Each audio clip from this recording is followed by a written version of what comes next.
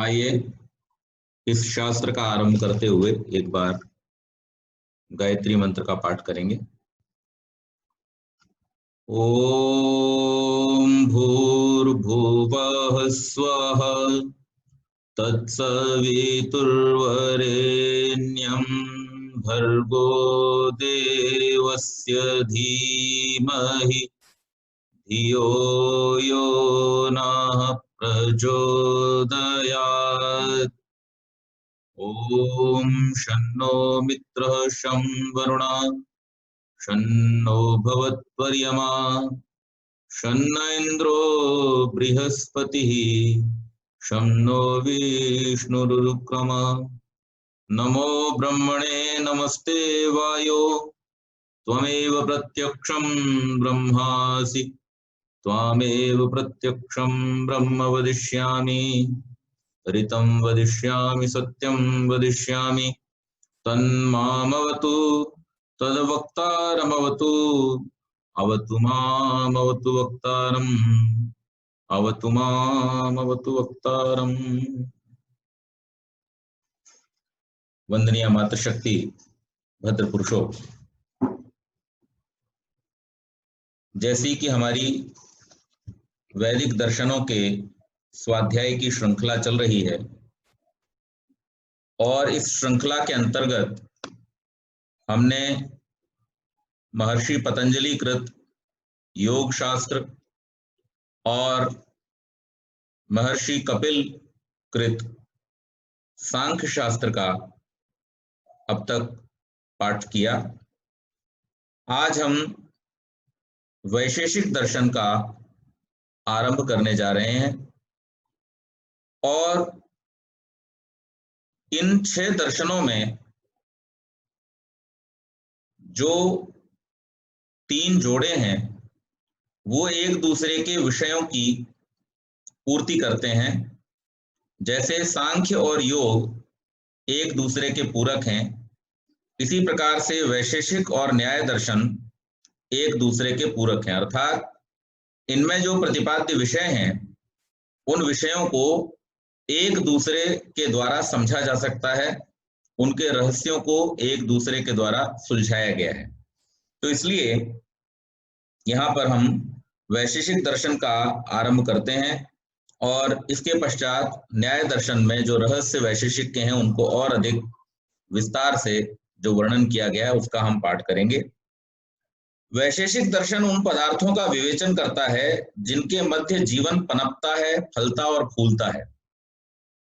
उन समस्त अर्थ तत्व को वैशेषिक 6 वर्गों में विभाजित करता है और उन्हीं का मुख्य रूप से इसमें उत्पादन किया गया है। इस विवेचन के मुख्य विषय अधिभूत तत्व हैं जिनको मानव अपने चारों ओर फैला हुआ पाता है।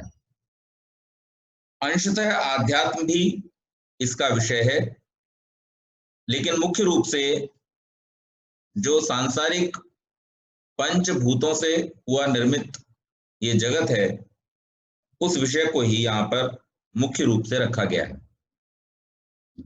अब एक प्रश्न और है कि ये जो वैशेषिक दर्शन है इसका नाम वैशेषिक क्यों पड़ा? तो इसके पीछे भी कई मत हैं। जैसे कुछ लोगों का मानना है कि महर्षि कणाद के, जो कि वैशेषिक दर्शन के प्रणेता हैं, विशिष्ट उपदेष्टा होने के कारण अथवा अन्य न्याय सांख्य आदि दर्शनों की तुलना में द्रव्य आदि पदार्थों के उपादान में उत्कर्ष एवं विशेष होने के कारण इस शास्त्र का नाम वैशेषिक पड़ा है। दूसरा मत है विद्वानों का जो कहते हैं कि शास्त्र द्वारा विवेचित पदार्थों में पंचम पदार्थ विशेष की अतिरिक्त कल्पना के आधार पर ही इसका उक्त नामकरण वैशेषिक के रूप में हुआ है। तीसरा एक वर्ग है जो कहता है वैशेषिक नाम के मूलभूत विशेष पद का अर्थ है तत्व निश्चय पूर्वक व्यवहार करना। इस शास्त्र में ऐसा किया गया है इसलिए इसका नाम वैशेषिक है। और एक और वर्ग है जो कहता है कि तत्व का निश्चय पदार्थ के साधर्म वैधर्म के आधार पर जाना जाता है, इसलिए वस्तुतः ये व्यवच्छेदक व विशेष कहे जा सकते हैं। इनके उपादन के लिए जो शास्त्र समर्थ है अथवा इनके द्वारा व्यवहार करता है वह शास्त्र वैशेषिक के नाम से ही जाना जाना उपयुक्त है। इसलिए इस शास्त्र का नाम क्या है? वैशेषिक दर्शन है। तो इस प्रकार से भिन्न भिन्न मतों के अनुसार इस दर्शन का नाम यहाँ पर सिद्ध किया गया है कि क्यों इसका नाम वैशेषिक दर्शन पड़ा।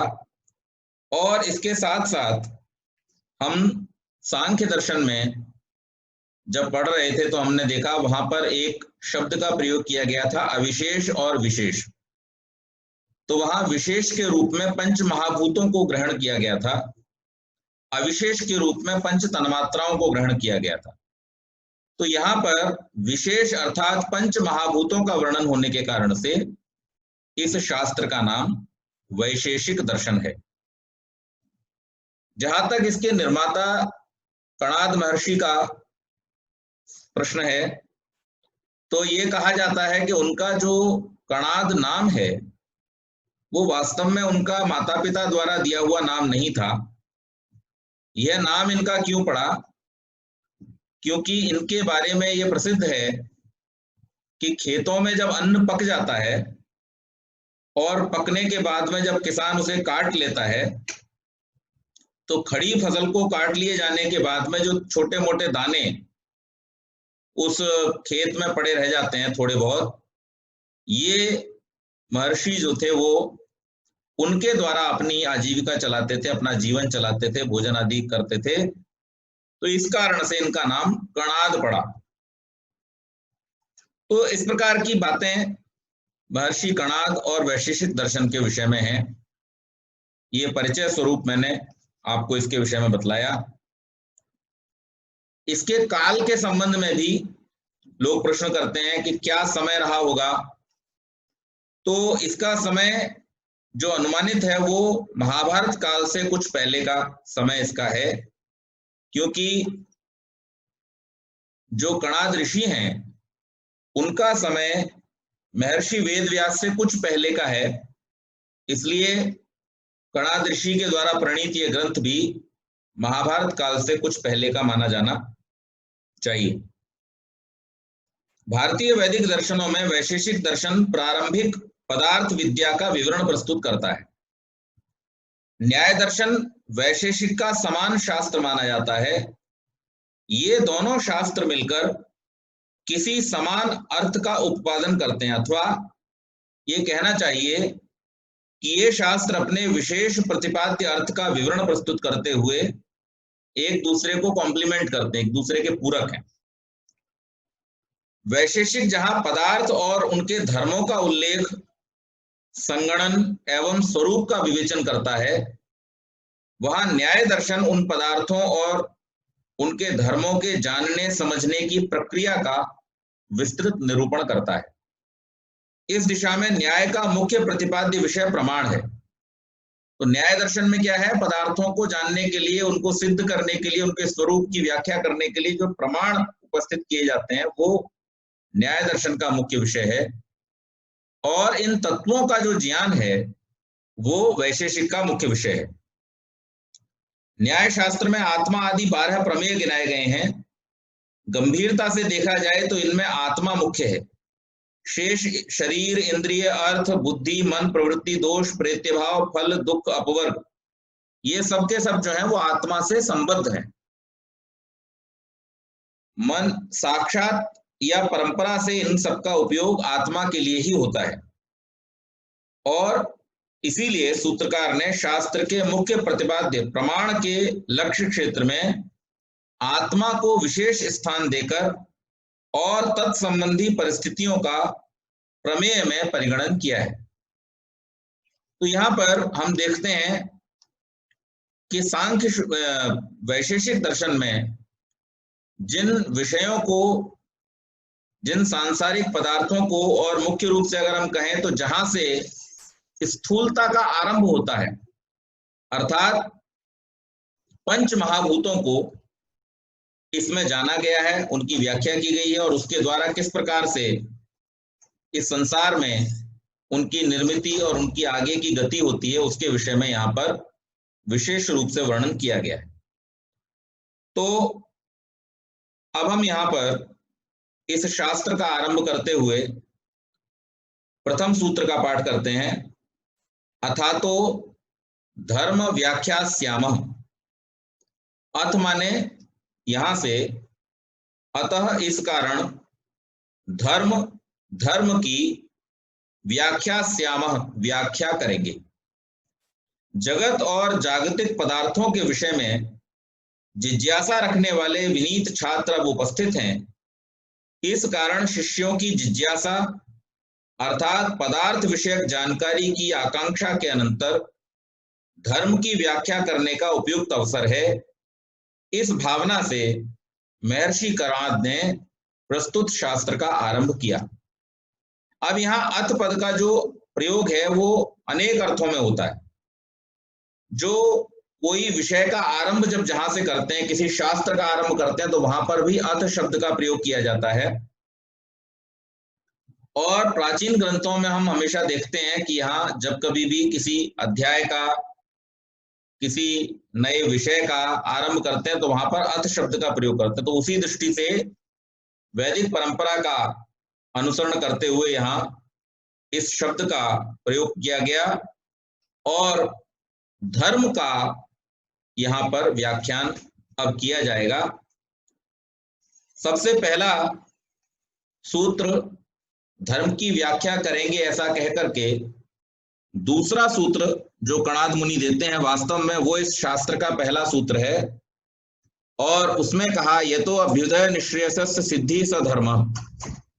जिसके द्वारा अभ्युदय और निःश्रेयस की सिद्धि होती है, प्राप्ति होती है, वह धर्म है। अभ्युदय अर्थात लौकिक कल्याण, जो वर्तमान जीवन काल में सुख सुविधाओं की प्राप्ति होती है, तथा निःश्रेयस अर्थात मोक्ष। इस जीवन में प्रयत्न पूर्वक, पुरुषार्थ पूर्वक जो मोक्ष की प्राप्ति के लिए हमारा प्रयत्न है, उन दोनों की सिद्धि जिसके द्वारा होती है उसका नाम धर्म है। सूत्रकार ने धर्म का यह तटस्थ लक्षण किया, यह स्वरूप लक्षण नहीं है।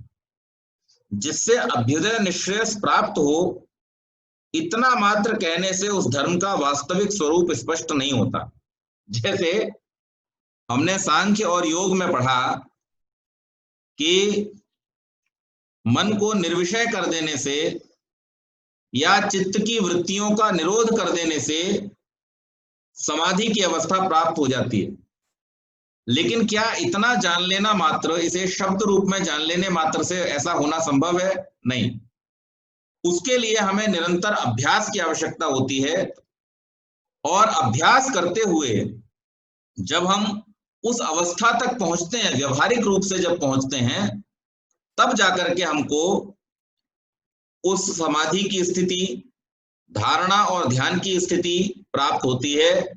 तत्पश्चात संयम के द्वारा बहुत प्रकार की सिद्धियों को हम प्राप्त कर पाते हैं और उसके बाद ही आत्म साक्षात्कार के द्वारा हम मुक्ति की स्थिति तक पहुंच पाते हैं, मोक्ष की अवस्था तक, आत्म साक्षात्कार की अवस्था तक पहुंच पाते हैं। तो इसी प्रकार से यहां पर भी कहा है कि जो धर्म का यहाँ पर वर्णन किया गया कि अभ्युदय और निःश्रेयस की जिससे सिद्धि हो जाए, ये उसका तटस्थ लक्षण है, स्वरूप लक्षण नहीं है।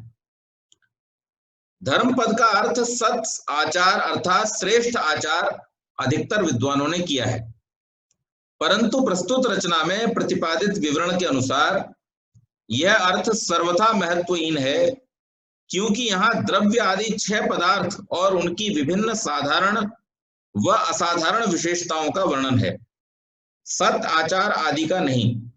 मनु ने एक स्थल पर धृति आदि 10 भावों को धर्म कहा है। आप लोगों ने सबने सुना ही है, धृति क्षमा दमोस्तेयम शौचम इंद्रिय निग्रह धीर विद्या सत्यम क्रोधो दशकम धर्म लक्षणम।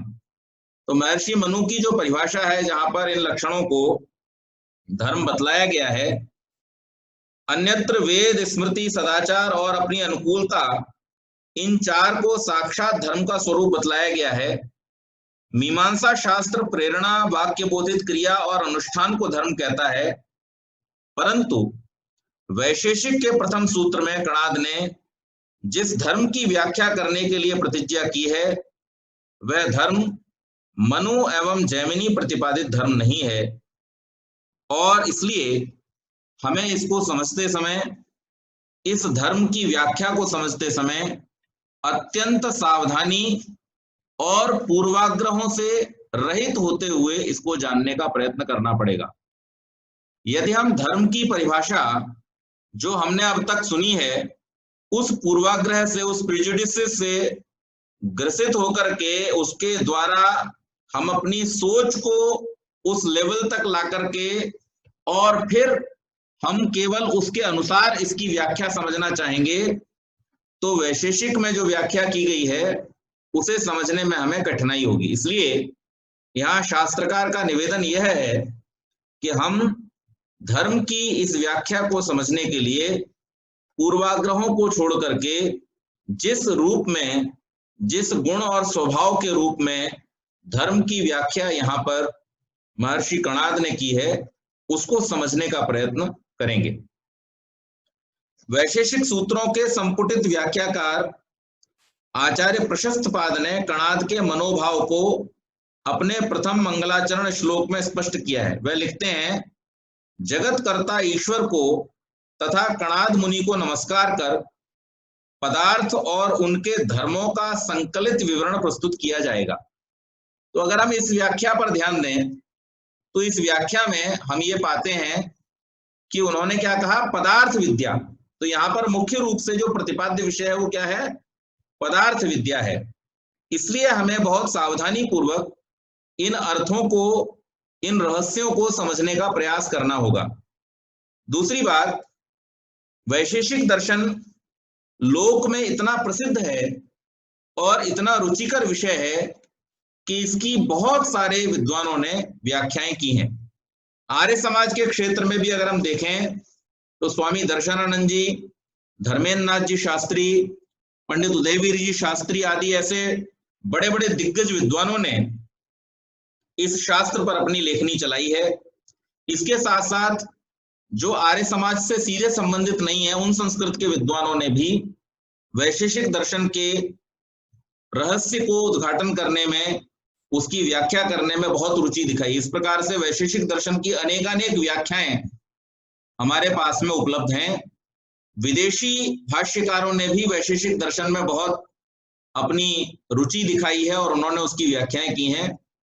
यहाँ इस शास्त्र का पाठन करते हुए हम कई व्याख्याओं को अपने संदर्भ के और उद्धरण के रूप में लेंगे तो आप लोगों को एक व्यवस्थित, एक बैलेंस्ड जो व्याख्या है इस शास्त्र की, और जितना हम उसको सरल करके आपके सामने प्रस्तुत कर सकते हैं वैसा करने का यहाँ पर प्रयत्न किया जाएगा। यहाँ तटस्थ लक्षण द्वारा समझाए गए धर्म का स्वरूप से निर्देश यद्यपि सूत्रकार अगले चौथे सूत्र में करेगा, उससे प्रथम यह जानते हुए कि इस विस्तृत जगत के रूप में सृष्ट द्रव्यादि पदार्थ ही धर्म है, उसी धर्म का व्याख्यान इस कणाद शास्त्र में किया गया है। सूत्रकार तीसरे सूत्र में कहते हैं, तद्वचनादाम्नायस्य प्रामाण्यम, तद उसके वचनात् कथन से, आम्नायस्य, आम्नाय अर्थात वेद का, प्रामाण्यम प्रामाण्य है। तद्वचनात्, तस्य वचनात् तद्वचनात्, यहाँ तत्पद पूर्वोक्त अव्यवहित धर्म पद का परामर्श करता है जो दूसरे सूत्र का अंतिम पद है। जगत रूप में विस्तृत द्रव्यादि धर्म ईश्वर की रचना है, उस रचना के अनुरूप वेदों में इसका वर्णन है। इसी आधार पर वेद ईश्वर की रचना माने जाने से वेद का निर्भ्रांत प्रामाण्य सिद्ध होता है। अब हम इस धर्म शब्द को समझने का प्रयास करेंगे यहां से, जिस अर्थ में महर्षि कणाद इसे समझाना चाहते हैं। सामान्य रूप से अगर मैं आपसे ये प्रश्न करूं, और इस बात की चर्चा हम पहले कर भी चुके हैं कई बार सांख्य और योग शास्त्र के समय में, अगर पूछा जाए कि अग्नि का धर्म क्या है तो आप सब कहेंगे अग्नि का धर्म जलाना है, उसके सामने कोई भी पदार्थ आए जो ज्वलनशील पदार्थ है या जिसमें जलने का सामर्थ्य है, ऐसे प्रत्येक पदार्थ को जलाना ही अग्नि का धर्म है। बिना इस बात का विचार किए, बिना इस बात को सोचे, क्योंकि उसके अंदर ये क्षमता नहीं है, ये विचार करने की क्षमता नहीं है, उसके अंदर चेतना नहीं है, तो वो जो भी पदार्थ सामने आता है उसको अपने धर्मानुसार क्या करती है, जला देती है। इसी प्रकार से जल का धर्म क्या है? जल का धर्म सिंचन है, और सिंचन होने के कारण से जल सिंचन का कार्य बिना किसी रुकावट के करता है। वायु का कार्य क्या है? सुखाना है, वो वायु का धर्म भी है, और वायु का धर्म सुखाना होने से वो अपना धर्म कभी छोड़ता नहीं है। जहां वायु होगा वहां पर चीजें शुष्क हो जाएंगी, ये एक सामान्य नियम है। तो इस प्रकार से जब हम और चीजों का धर्म इस संसार में देखना शुरू करते हैं, तो जगत में हम ये पाते हैं कि ईश्वर ने प्रत्येक पदार्थ के साथ में उसके धर्म का, उसके गुण का बंधन किया हुआ है। यानी हर पदार्थ अपने धर्म से ही अपने अस्तित्व की पहचान कराता है। अगर उससे उसका धर्म निकाल लिया जाए, अर्थात ऐसी अग्नि की कल्पना करें जो जला ना सके, तो उसका अस्तित्व ही समाप्त हो जाएगा। ऐसा जल जो सिंचाई न कर सके, तो जल का अस्तित्व ही समाप्त हो जाएगा। ऐसी वायु जो सुखा न सके, ऐसी वायु का अस्तित्व ही समाप्त हो जाएगा। तो ईश्वर की इस रचना में, जगत की इस रचना में एक जो विलक्षणता देखी जाती है वो ये है कि संसार का प्रत्येक पदार्थ अपने अपने धर्म से जुड़ा हुआ है, और उस धर्म के द्वारा ही उसके अस्तित्व का होना संभव है।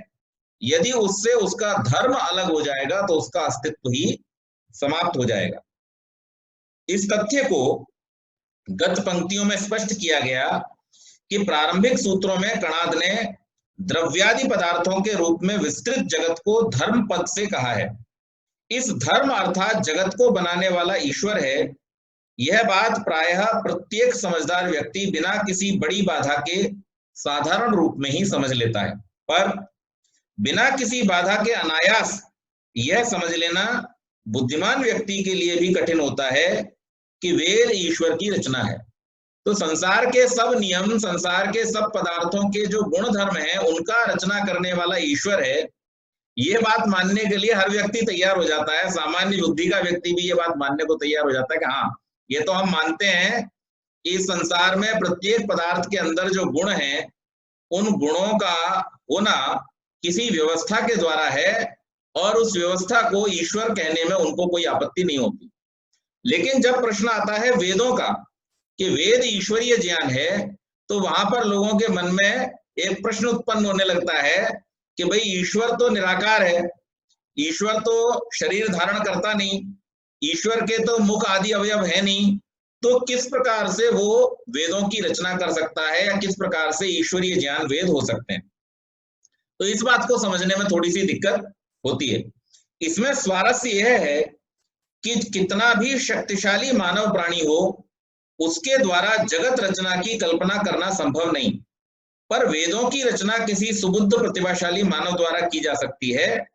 ऐसी कल्पना करने में कोई विशेष बाधा उत्पन्न नहीं होती। तो ये बात मानना, अभी आज भी जैसे हम अगर प्रश्न कर दें, बड़े बड़े वैज्ञानिक, बड़े बड़े टेक्नोलॉजी से जुड़े हुए लोगों से भी अगर एक सामान्य सा प्रश्न मैं कर दूं कि क्या वो संसार की किसी भी लेबोरेटरी में गेहूं का, चने का, मक्के का, बाजरे का एक दाना तैयार कर सकते हैं, तो वहां पर उत्तर होगा नहीं कर सकते। तो इस बात को मानने में तो किसी को भी कोई दो राय, किसी को किसी प्रकार की कोई परेशानी या समझने में बाधा नहीं है कि इस संसार का बनाने वाला, इस संसार को नियमों में बांधने वाला कोई परम सत्ता अर्थात ईश्वर है। लेकिन जब बात आती है वेदों की, क्योंकि हम जो वेदों को देख रहे हैं हम पुस्तक के रूप में देख रहे हैं, और जब पुस्तक का प्रश्न आता है तो वहां पर हमारे मन में एक सामान्य धारणा बैठी हुई है कि कोई भी जो पुस्तक है, उस पुस्तक का कोई ना कोई लिखने वाला होगा, और लिखने वाला होगा तो वो मनुष्य ही हो सकता है, ये भी हमारे मन मस्तिष्क में पूर्वाग्रह की तरह बैठा हुआ है। लेकिन वास्तव में हम अगर आज से 500 साल पहले भी चले जाएं, 2000-3000 साल पहले चले जाएं, तो वहां पता चलता है कि पुस्तक के रूप में इस प्रकार से वेद का ज्ञान नहीं रहा और ये श्रुति के रूप में उपस्थित था। दूसरी बात, ये प्रश्न जब हम खड़ा करते हैं कि ये ज्ञान आया कहां से, तो उसकी व्याख्या कर पाना संभव नहीं होता है, क्योंकि सृष्टि के आदि में इतना सार्वभौमिक ज्ञान किसी मनुष्य को हो पाना यह संभव नहीं है। तो मानव रचना होने पर उस रचना के प्रामाण्य में संदेह किया जा सकता है और होना संभव है। मानव का किसी भी अवस्था में ज्ञान पूर्ण तथा निर्भ्रांत नहीं होता। मानव के साथ भ्रम, प्रमाद, विप्रलिप्सा आदि दोष सदा लगे रहते हैं। ज्ञानी हो जाने पर भी दोषों की संभावना दूर नहीं होती। तो पहला प्रमाण तो यहाँ ये खड़ा करते हैं कि वेद मनुष्य की रचना इसलिए नहीं है क्योंकि वेद में जो ज्ञान है वो निर्भ्रांत ज्ञान है। मनुष्य का ज्ञान कभी भी इतना निर्भ्रांत नहीं हो सकता है। जो निर्भ्रांत होता भी है तो वो वेद के सिद्धांत के आधार पर ही निर्भ्रांत होता है। जब तक कि उसको वैदिक सिद्धांत से या जागतिक प्रयोगों के द्वारा सिद्ध न कर दिया जाए, तब तक उसमें भ्रांति बनी ही रहती है और अन्य बहुत सारे विप्रलिप्सा, प्रमाद आदि दोष भी मनुष्यों में होने के कारण से ज्ञानी हो जाने पर भी इन दोषों की संभावना दूर नहीं होती। केवल एक चेतन सत्ता ऐसी है जो इन दोषों से सर्वथा रहित है और वह सत्ता ईश्वर है। वेद का पूर्ण प्रामाण्य तभी संभव है जब इसे जगत के समान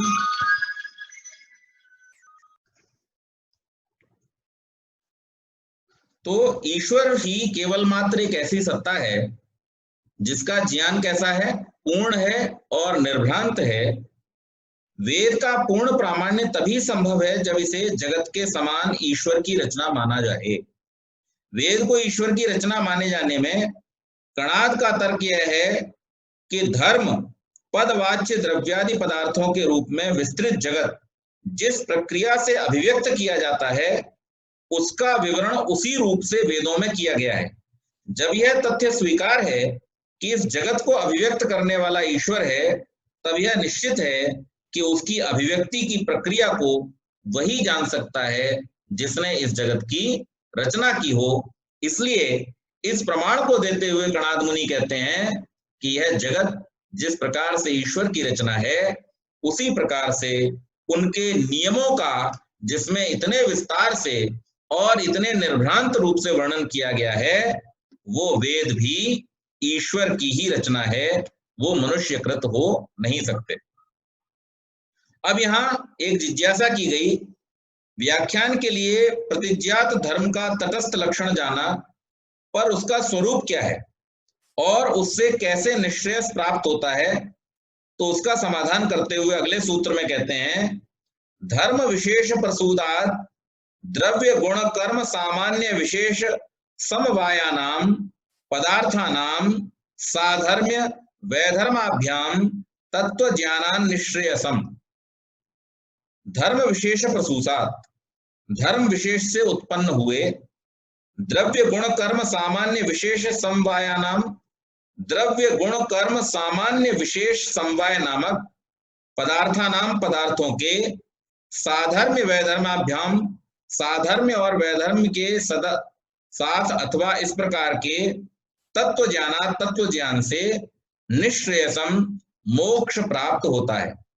अर्थात द्रव्य गुण कर्म सामान्य विशेष और समवाय, इन 6 पदार्थों के परस्पर साधर्म्य और वैधर्म्य की जानकारी के साथ धर्म विशेष से उत्पन्न हुए तत्व ज्ञान से मोक्ष की प्राप्ति होती है।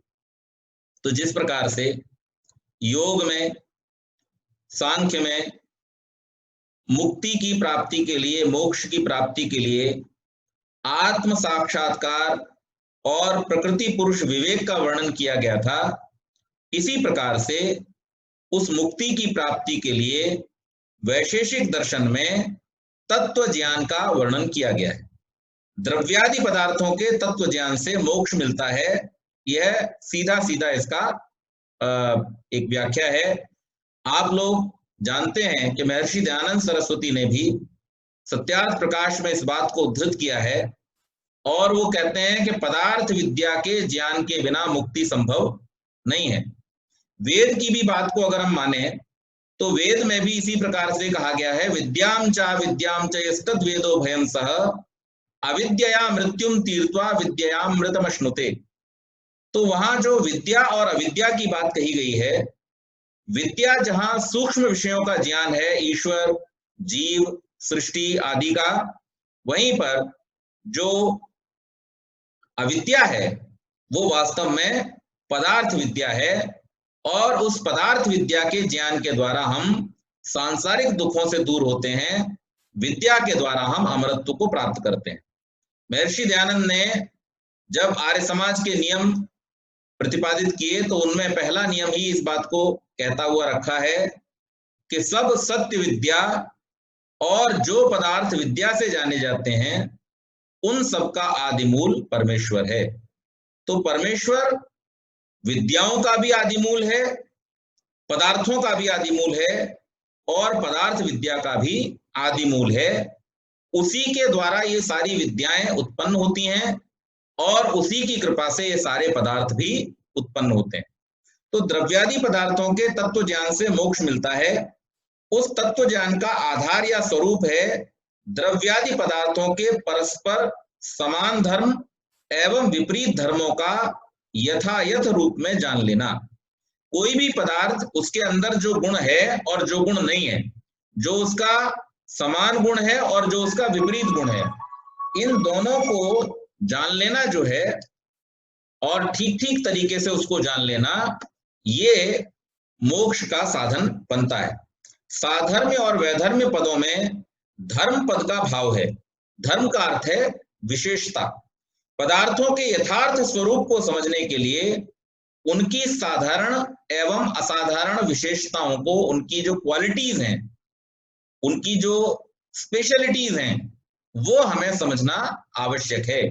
अगर किसी पदार्थ के गुण को हम न समझें और गुण को समझे बिना हम अगर उसका उपयोग करें तो हम उसका ठीक ठीक उपयोग नहीं कर सकते।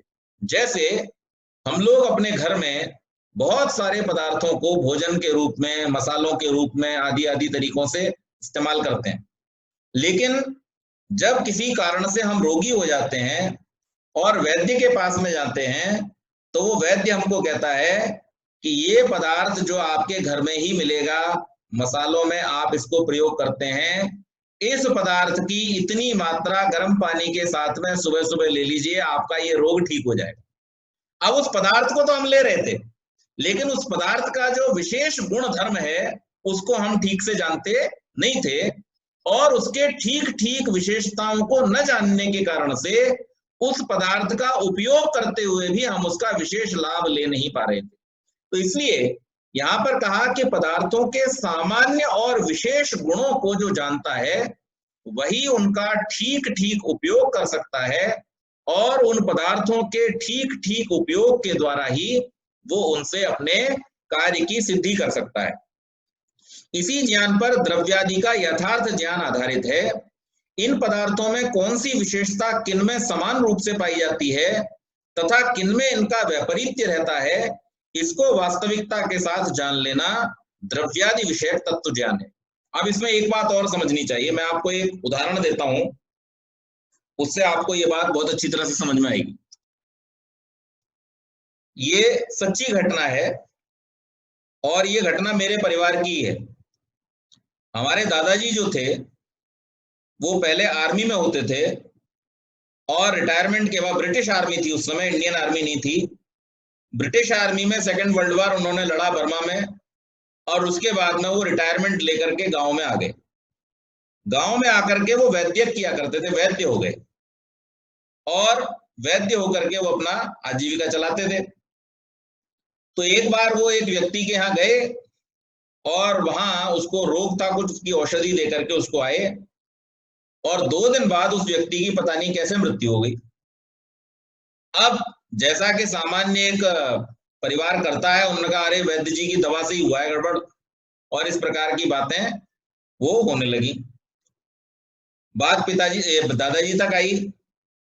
जब बात उन तक आई और उनसे पूछा गया, पूछताछ हुई, तो उन्होंने कहा कि मैंने जो दवा उनको दी है उस दवा में कुछ भी ऐसा नहीं है जिससे कि व्यक्ति की मृत्यु हो जाए, और ये चूंकि आयुर्वेदिक औषधियां हैं, इनसे किसी प्रकार का ऐसा रिएक्शन होने का कोई सवाल है ही नहीं, और ना ही उनका रोग इतना गंभीर था कि जिससे उनकी मृत्यु हो जाए। बोले फिर कैसे, आपकी दवा के अलावा तो कुछ खाया नहीं? तो बोले नहीं, ऐसा नहीं हो सकता। फिर उसकी एक इन्वेस्टिगेशन की। जब इन्वेस्टिगेशन की गई तो उन्होंने ये पूछा उस दिन उन्होंने खाया क्या था, तो पता चला कि साहब ने घर पे कटहल खाया था, और कटहल खाने के बाद में अपने किसी मित्र के साथ टहलते टहलते चले गए और जाकर के पान खा लिया।